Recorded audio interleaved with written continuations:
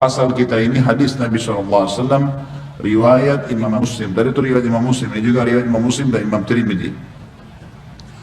Umar bin Khattab radhiyallahu anhu menceritakan sabda Nabi SAW, "Ma minkum min ahadin yatawadda'u fayusbighul wudu'a thumma yaqul asyhadu an la ilaha illallah wahdahu la syarika lah wa asyhadu anna Muhammadan abduhu wa rasuluh illa futihat lahu abwabul jannati thamaniyah yadkhulu min ayyaha sya."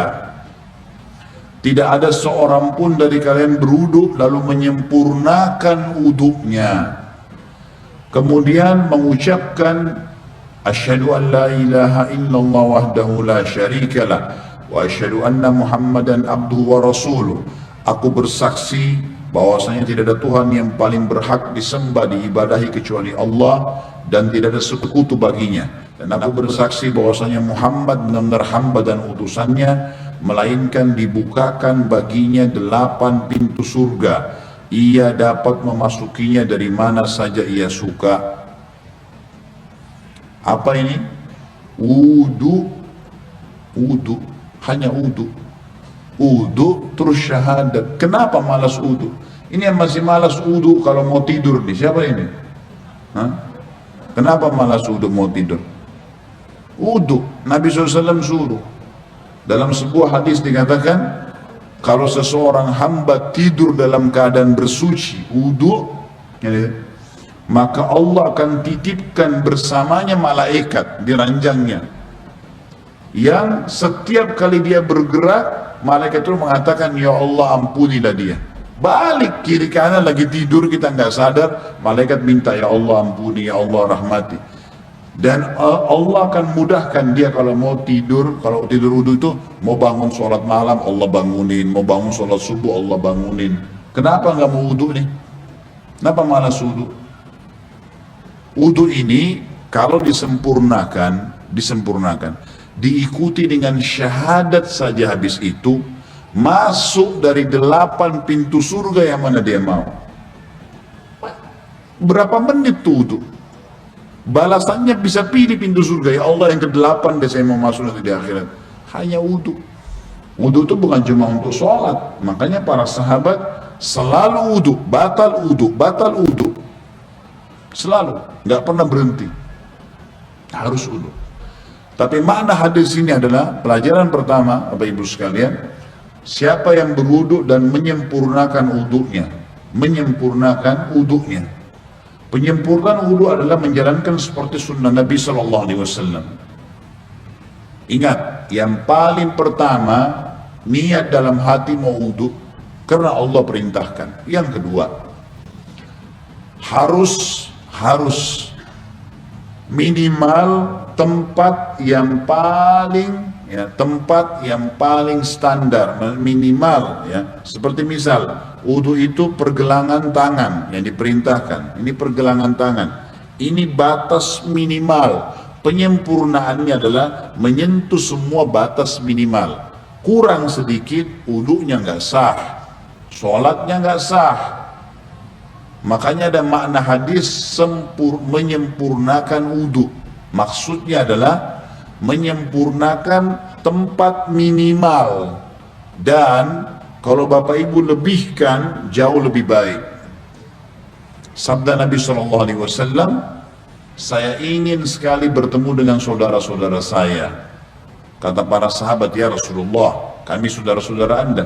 Kata Nabi SAW, bukan, kalian sahabat-sahabatku, saudara-saudaraku yang datang nanti sepeninggalku, kita ini semua.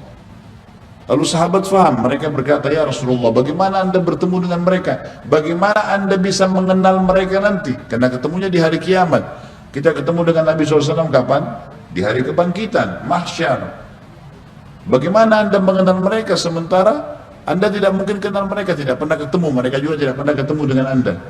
Kata Nabi SAW, sungguh dari tempat-tempat wudunya umatku akan keluar cahaya yang terang, dan tidak ada itu pada umat yang lain. Makna juga daripada hadis ini, kata ulama, adalah wudu itu hanya ada pada umat Muhammad SAW. Makna hadis itu karena dikatakan akan keluar cahaya dari tempat-tempat wudhunya umatku. Maksudnya kalau umat-umat lain juga ada wudhunya, berarti keluar cahaya juga. Sudah dibedain. Kata Nabi SAW, keluar nanti dari tempat-tempat wudhu kita keluar cahaya semuanya. Dan bukankah seseorang yang memiliki kuda-kuda yang banyak bisa membedakan antara kuda-kuda itu bila ada kuda yang keempat kakinya berbulu warna putih, warna apapun badannya, tapi keempat tangannya, kakinya itu berwarna ada bulu putihnya. Riwayat lain dikatakan keempat kakinya dan bagian dahinya, rambut di bagian dahinya berwarna putih. Pasti bisa dibedakan, oh ini kuda lain, karena warnanya kombinasi putih sama yang lainnya. Maka begitu pula saya akan membedakan umatku. Dalam riwayat lain, riwayat Sahih, riwayat Bukhari juga, kata Nabi SAW, lanjutan hadis tadi, dan siapa yang bisa memanjangkan jamahan uduknya supaya cahayanya memanjang, maka lakukanlah. Disunnahkan lebihan, misal minimal tadi pergelangan, lebihkan. Minimal wajah seperti ini maka dilebihkan sampai di bawah dagu. Kemudian siku, ini batas minimal, lebihkan sampai di lengan. Batas minimal kaki, mata kaki, lebihkan sampai ke betis, gitu kan. Dan boleh wudhu pada saat orang lagi mandi di kamar mandi tidak pakai pakaian, boleh, asal bukan di tempat umum, insya Allah nggak apa-apa. Lah iya, kamar mandi kita sendiri ada pintunya tertutup, nggak ada masalah. Karena pernah ada yang bilang gitu, Ustaz boleh nggak saya wudhu sementara saya mandi, atau saya harus tutup dengan sarung atau handuk? Kalau sendirian nggak ada masalah, nggak ada larangan di situ. Nah kita boleh. Nah pada saat itu justru kesempatan melebihkan, siku bisa dilebihkan, mata kaki bisa dilebihkan, kan bisa dilebihkan gitu kan, kesempatan pada saat itu. Wudu yang benar yang dikatakan sempurna adalah contohnya mengambil air dengan dua telapak tangan kanan, dua telapak tangan, kemudian kalau keran lagi jalan juga begitu, menarik dari sisi punggung kanan ke pergelangan dengan tangan kiri. Ini dulu dimulai tarik dari sini, dilebihkan ini batas minimal, lebihkan. Kemudian tangan kanan menarik untuk tangan kiri juga sampai ke batas lebih dari batas minimal, sampai ke sini kurang lebih.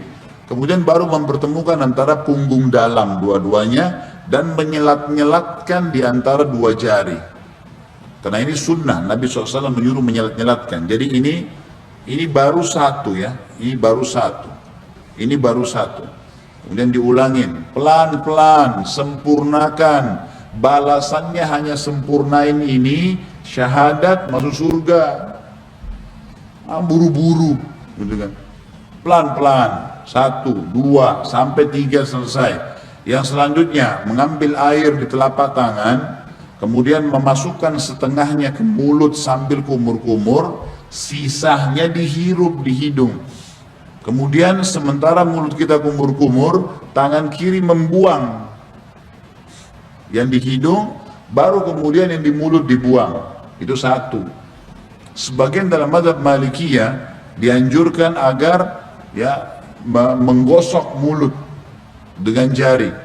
Terutama yang saya katakan adalah di bagian depan gusi, karena biasanya di sini ada lendir yang membuat bau mulut nggak enak. Kita kalau wudhu sebentar misalnya lagi kumur-kumur, bapak ibu coba masukin di bagian depan ini sering ada lendir, 4 sisi ini. Itu kalau dikeluarin bau mulutnya jadi hilang. Itu dianjurkan. Sebagian juga ulama mengatakan dianjurkan kumur-kumur maksimal, karena ada hadis yang lain berbunyi, tidak ada seseorang pun dari kalian berwudu seperti wuduku ini, Nabi SAW praktikin, kecuali akan berjatuhan semua dosa-dosanya bersamaan dengan tetesan air terakhir. Termasuk di sini kumur-kumur dimaksimalin supaya dosa mulutnya jatuh semuanya, gitu kan. Kemudian wajah ini tentu 3 kali diambil, dimasukkan di mulut sambil kumur-kumur, lalu sisanya dihirup, dibuang dengan tangan kiri. 1, 2, 3. Setelah itu mengambil air dengan 2 telapak tangan, kemudian dari awal tumbuhnya rambut sampai 2 jari di bawah dagu, dari awal kuping kanan dengan kuping kiri, dimasukkan di wajah, kemudian diputar. Ini 1, gitu kan. Kemudian 2, ini semuanya kena, dan seterusnya 3. Bagi teman-teman yang berjenggot tentu diselat-selatkan, sunnahnya begitu. Diselatkan jari di antara jenggotnya, sebagaimana mungkin kalau jenggot seperti saya mungkin dimasukkan begitu. Kemudian telapak tangan kanan ditarik dari sisi kanan, punggung ditarik sampai ini, ingat ini batas minimal. Banyak orang wudu ininya nggak kena nih, ini nggak kena, ini bisa nggak sah wudunya, nggak sah sholatnya. Jadi tarik sampai sini nih, kemudian baru diputar ke dalam, 1, 2, 3, sampai 3 kali. Kalau misal air kerannya di atas, ngalir di keran, dan kita mau tarik dari atas boleh, tarik di atas batas minimal, ya. Jadi ditarik dari sini, di atas siku, tarik ke bawah, kemudian baru diputar ke bagian dalam. Kanan dulu baru kiri. Setelah itu baru kepala. Kepala ini diambil air, sunnah Nabi SAW ditarik dari awal kepala sampai ke tengkuk, ya, sampai ke batang leher. Kemudian ditarik lagi ke atas kembali, lalu jari telunjuk masuk ke dalam lubang, ibu jari mutar di belakang. 1, ya. Ini satu-satunya yang dilakukan 1 kali saja. Kalau semua tadi anggota tubuh, telapak tangan, tangan sampai siku, wajah, ini semua 3 kali. Kumur-kumur, bersihkan hidung semua 3 kali. Kecuali kepala cuma sekali. Bagi ibu-ibu yang rambutnya panjang, ditarik sampai ke tengkuk, lalu ditepuk-tepuk ke atas sampai kembali ke depan, baru kemudian masuk ke sini, baru diputar. Selanjutnya telapak kaki dibasuh minimal mata kaki, lebihkan ke atas supaya memang sempurna. Setelah itu jangan pernah lupa ucapkan syahadat, asyhadu an la ilaha illallah wahdahu, ada tambah la syarikalah, tidak ada sekutu baginya, wa asyhadu anna Muhammadan abduhu wa rasuluh. Itu saja dijamin, kata Nabi SAW, dibukakan baginya 8 pintu surga. Ia boleh memasuki dari mana saja dia mau atau dia suka. Di dalam hadis yang lain disebutkan bahwasanya Nabi SAW bersabda, riwayat Imam Tirmidzi, siapa yang membaca setelah syahadat Allahumma ja'alni minat tawwabina, sebaiknya dia membaca setelah syahadat Allahumma ja'alni minat tawwabina waj'alni minal mutatahhirin. Ya Allah, jadikanlah saya selalu orang-orang yang bertaubat, dan jadikan saya orang-orang yang selalu bersuci, bersih. Allahu a'lam.